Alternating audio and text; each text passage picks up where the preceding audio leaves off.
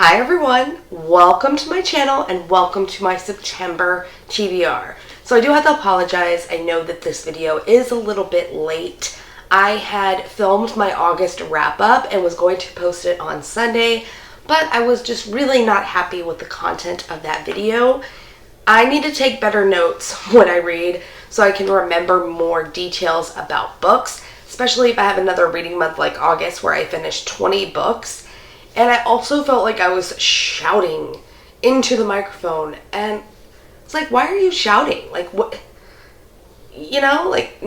some people do listen with earphones. Be careful because you don't want to hurt their ears. So I decided to wait a little bit and film a TBR instead. And I hope this video turns out better. That is why you are getting this video today, even though I'm posting another one tomorrow. I felt really, really bad.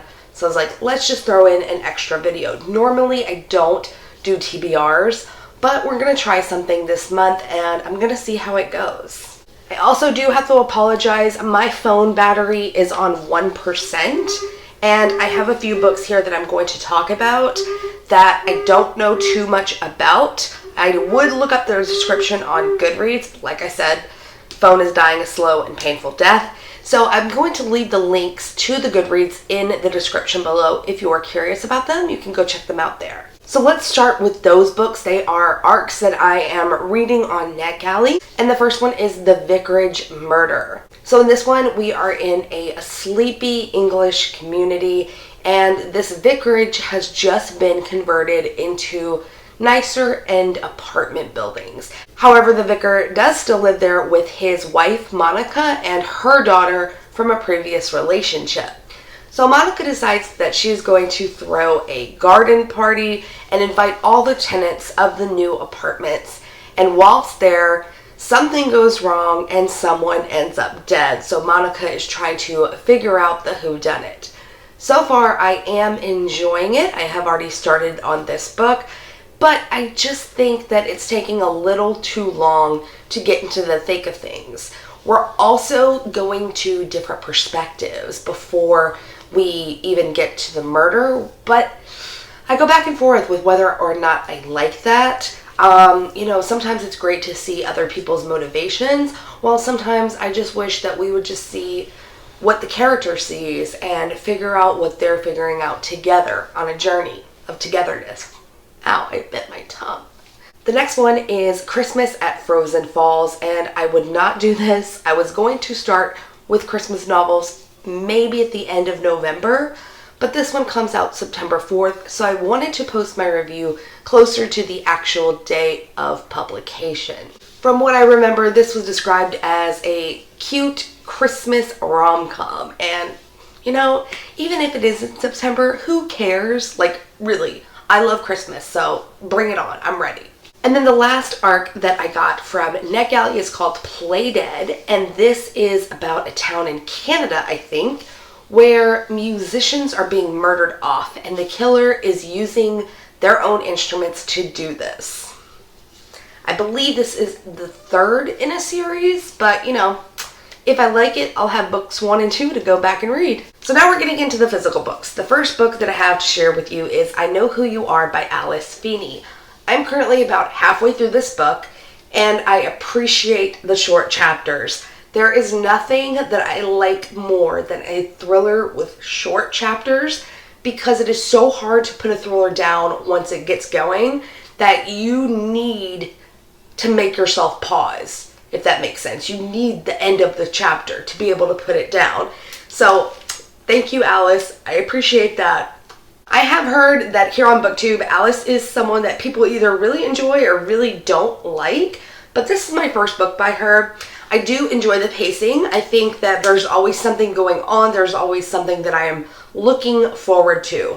So we're following the story of Amy in this book, and Amy is an actress. She is just making it into the acting scene. She's probably about a C or B list actress where people know her face, but they don't know her name. They don't know where they've seen her from, except one person knows exactly who she is. To top all of this off, Amy and her husband do not have the best marriage like they would like everyone else to believe, and her husband has gone missing. and Amy is a potential suspect. We also are following a separate timeline from when she is a little girl, but I'm not going to say anything about that because I don't want to spoil anything. The next book is Romanoff. This is actually in the other room. I forgot this when I sat down to make this video, and this is just I think it's a fantasy retelling of the Romanoff story. So I think we're following Anastasia, or Nastia she's called in the book. But yeah, I'm going to leave that linked down as well because I don't remember all the details about that one. The next book I picked up is actually the second book in a series, and it is called The Dazzling Heights by Katharine McGee. This is the second book in the 1000th Floor trilogy, and we're picking up where we left off in book 1, so I can't really tell you much about book 1, except it follows a group of friends that all live in this tower in New York in the future. Now, everything is in this tower. This tower is basically like a city in itself. They all go to school here. They shop for clothes. They go eat out. They all live in this tower. So instead of living out, they live up. So in the first book, we're just following them and their struggles, daily life, activities, things like that. And with the culmination of a party where something happens. And in this book, we pick up with our same characters, +1. Someone witnessed some things at this party and is now hell-bent on revenge. So the way I would probably describe this to you guys is maybe like a Pretty Little Liars in the future. I think that seems fair. The next one has gotten a bunch of mixed reviews, so I'm really nervous, but it is called The Chalk Man by C.J. Tudor. So the year is 1986. We're following the story of a boy named Eddie who loves going on adventures with his friends. You know, they're typical boys. And I believe they start drawing chalk men or figures as ways to communicate with each other until one day this chalk man winds up on a blackboard and none of the boys drew it. But Eddie decides to follow the chalk man and he discovers the body of a dead girl. So they kind of brush things off, I guess, and we flash forward to present day where Eddie is kind of struggling. He is back in his old school as a teacher this time, and one day he gets a note with the exact same chalk figure that was found on the board the day the girl died. And initially, he and his friends, who have all received this same note, brush it off as a prank until one of them dies. And so it's up to Eddie to figure out what's going on and how all of these events are linked. Next, I have American Spy. This is by Lauren Wilkinson. And we are following the story of a woman named, I don't remember her name, Marie Mitchell. It's 1986, the Cold War is going strong, and Marie is a CIA operative. However, because she is African American, she's often passed for different assignments and promotions, things like that. She's stuck doing monotonous paperwork, and she's just really dissatisfied in her career. Until one day, they approach Marie and say, okay, we want you to get close to a man that is basically the leader in Burkina Faso and help bring down his regime. Marie says okay, but while she's there, she starts to question everything that she knew. She finds herself, siding with his ideologies more and more.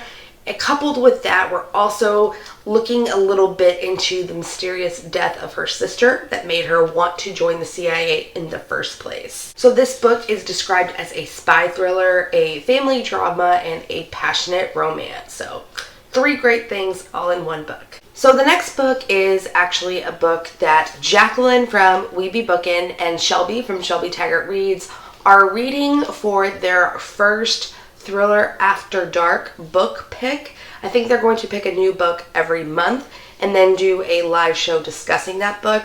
And the first one they picked, I was going to buy it and put it down because I saw it was the 4th in a series. However, these are standalones from what I've read. So I went back and bought it because it sounded so great, and that was like the straw that broke the camel's back. I was just thought to myself, oh, it's a sign. I should go back and buy this book. Yeah, and I did. It's called 13 by Steve Kavanaugh. So what's going on in this book is that a movie star has been accused of murdering his wife. And the defense counsel, I believe his name is Eddie Flynn, doesn't think he did it. He thinks that they might have the wrong guy. But little does he know, he's right. Because the actual killer is on the jury. Yeah. Talk about intense. I'm so excited. I cannot wait to see what I think of this book. So the next two books are part of the We Be Bookin' monthly discussion over on Facebook. Link will be in the description as always. And the first one is called The Passengers by John Mars. This is going to be kind of like a sci-fi book with self-driving cars where they try and kill people. That's all I know. That's all I kind of really want to know about this book. I read The One by John Mars and it featured a little bit of science fiction. It wasn't as heavy as I thought it would be, but you know, there was elements here and there. It was an okay read for me, but I heard Jacqueline talking about The Passengers and man, she just made it sound freaking phenomenal. So I thought, let's just go ahead and add it to the TBR. What's the harm? And this book I actually chose right when I saw that it was one of the ones for the September discussion, and that is Scythe by Neil Shusterman. I have heard amazing things about this book. So the premise is that humanity has conquered hunger, disease, war, even death. And the only way that they can help control the population is to have these people known as scythes who go around killing people. That is their job. They have to control the population, and this is the only way they know how to do it. And no one knows when their time is coming to an end. So we're following two teenagers in this novel, Citra and Rowan, who have been charged to apprentice a scythe.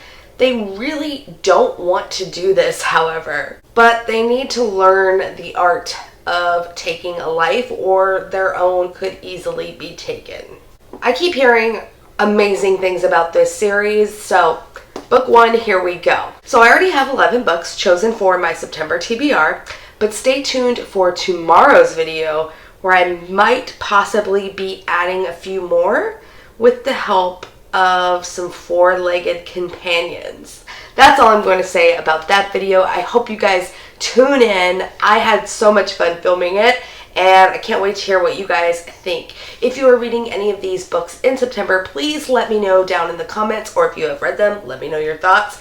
As always, I want to thank you guys so much for watching this video. If you liked it, please let me know and give it a thumbs up. I do post new bookish videos every Sunday, Wednesday, and Friday, and I will see you tomorrow with my random mystery TBR. That's what we're gonna call it. Bye.